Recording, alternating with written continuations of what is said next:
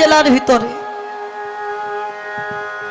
স্ত্রীকে না পেয়ে কিশোরী কিশোরী বলে কাঁদতে কাঁদতে পাগলের প্রায় হয়ে একবার এ পথে ও পথে জঙ্গলের মধ্যে গিয়ে শুধু কাঁদছে কিশোরী কিশোরী বলে পাগলের ন্যায় হয়ে কাঁদতে কাঁদতে মথুরা ছেড়ে বৃন্দাবনে চলে এলো। বৃন্দাবনের পথে পথে কাঁদছে, এবার নিকুঞ্জ বনে প্রবেশ করল।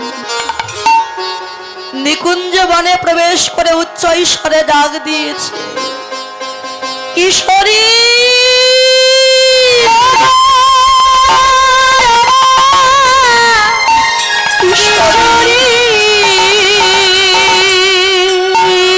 একবার দেখা দাও,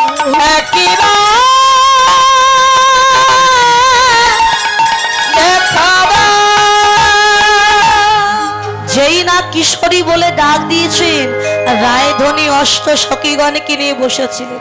চমকে উঠেছে, ললিতা কে কে অমন করে আমায় কিশোরী বলে প্রাণ জুড়ানো ডাকে ডাকলো রে,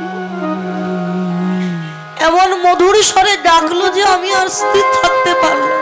যা ললিতা, গিয়ে একবার দেখে আয় কে আমায় অমন করে ডাকছে। ললিতা বলে, রাধে এই রূপে গেলে তো সবাই চিনে ফেলবে আমাদের, তুই সাধারণ একটা গোপী রূপ ধারণ করে গোপী রূপ ধারণ করে বৃন্দাবনে নিকুঞ্জ বনে প্রবেশ করে দেখছে একজন কাঁদছে। এই যে তুমি কাঁদছো কেন, কি হয়েছে তোমার?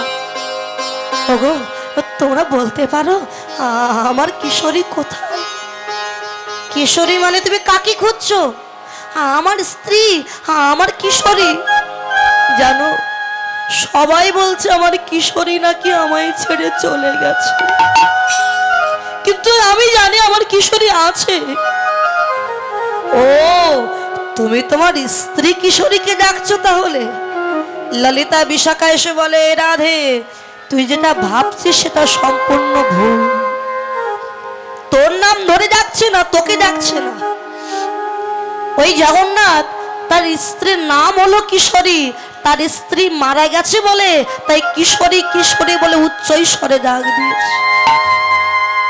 ললিতা হোক তার স্ত্রী, কিন্তু নামটা তো আমার।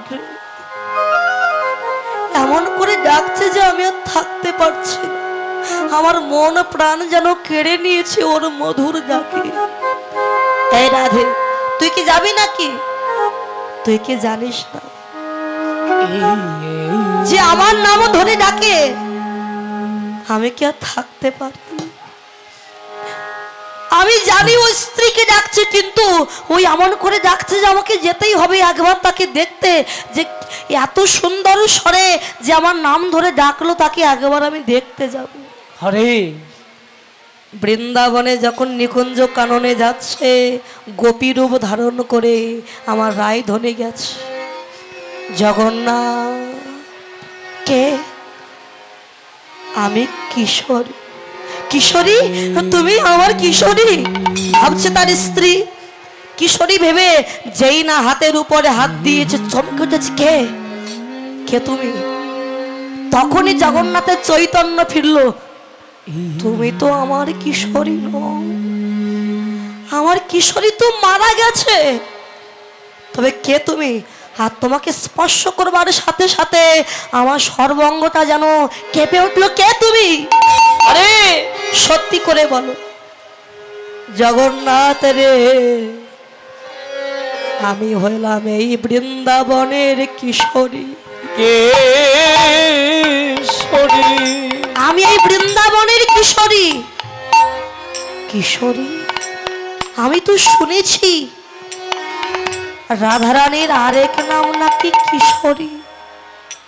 তুমি কি আমার সেই কিশোরী? সেই কিশোরী যদি সেই কিশোরী হয়ে থাকো,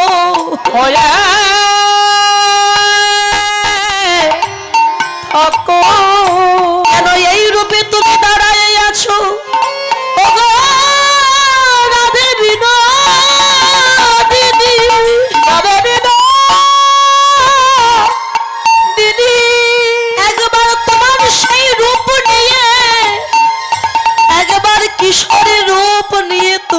এসে দাঁড়া, এসে দাঁড়া। ভক্তের মনোবাসনা পূর্ণ করবার জন্য রাধা রানী যেই না নিজের স্বরূপ ধারণ করে দাঁড়িয়েছে, কিশোরী হয়ে যখন দাঁড়িয়েছে, জগন্নাথ ছুটে গিয়ে রাধা রানীর চরণ ধরে আচার কি পড়েছে, চরণ দুখানা হৃদয়ে জড়ায়ে ধরে বলে, ওগো রাধে, আমি যে বড়ই অপরাধী, এই মানব জন্ম পেয়ে কোনদিন রাধা বলে কাঁদিনি, কোনদিন কৃষ্ণ বলে কাঁদিনি, কোনদিন তোমায় আমি ডাকিনি। তাই আমি এসেছি যখন তোমার রাঙা রাতল চরণে, আমি অপরাধী বলে যেন তোমার চরণ ছাড়া করো না গো।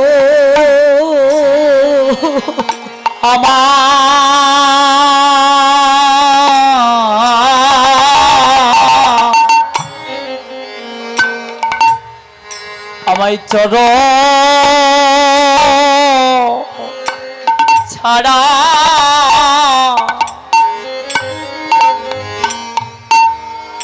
আমায় কোনো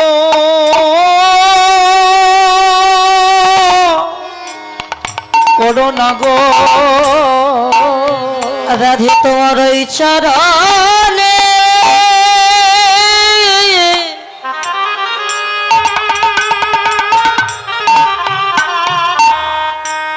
তোমারই ওই চরণে আমায় একটু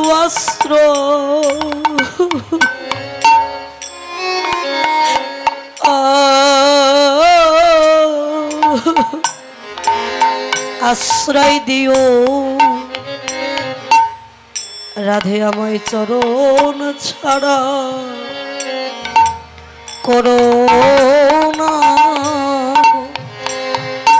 তাদের তোমার ইচ্ছা রনে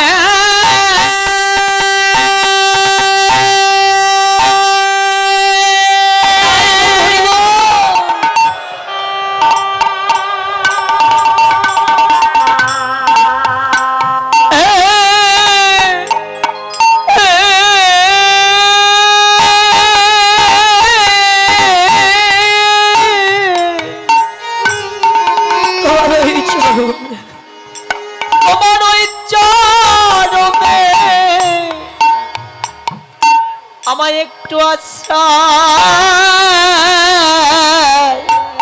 আশ্রয় দিও, যেন আমায় চরণ ছাড়া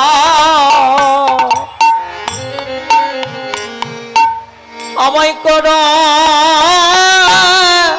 না গো। রাধে গো, কোনদিন তো আমি সাধু সঙ্গ ভক্ত সঙ্গ করিনি,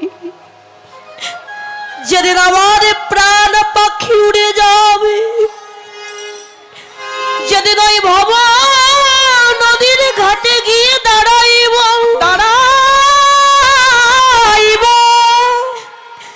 যেদিন আমার আপন বলতে আর কেউ থাকবে না, সেদিন তো পারের করি বলতে আমার কিছু থাকবে না। সেদিন পারের করি কি হবে জানো, এই ভক্তের চরণ ধুলি হবে। আমার ভব পারে করি সেদিন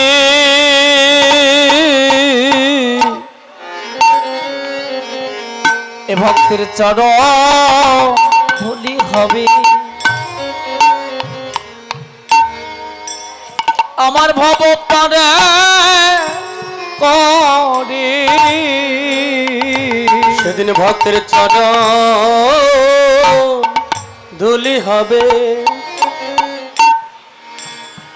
ভব পারে করি যেদিন কৃষ্ণ বলা পাখি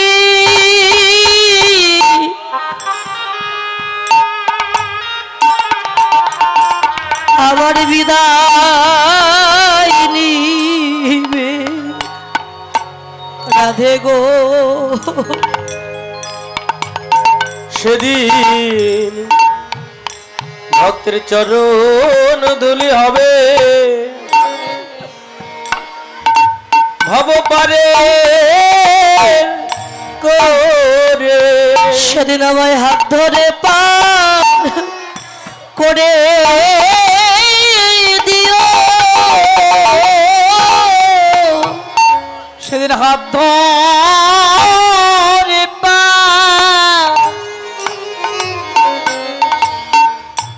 আমায় করে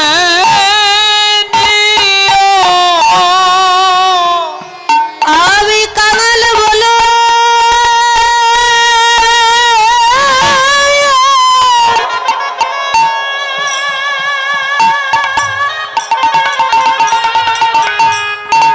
আমি কাঙাল বলো ওই দিও না ফেলে আমায় হাত ধরে পা